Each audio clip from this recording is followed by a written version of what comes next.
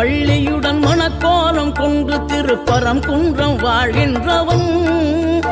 நீ தேவர்களை காத்திடவே வீரமுடன் வேலெடுத்து செந்தூரில் ஆழ்கின்றவன்.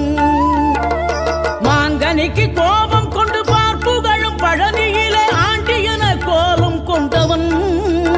நீ தத்துவத்தின் சாரெடுத்து சுவாமி மலை எல்லையிலே தகப்பனுக்கு பாடம் சொன்னவன்.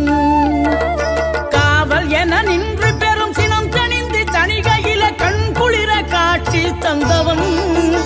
நீ பாங்குடனே கருள் தரவே பழம் முதிரும் சோலையில பரஞ்சோதியாய் நின்றவன். பரஞ்சோதியாய் நின்ற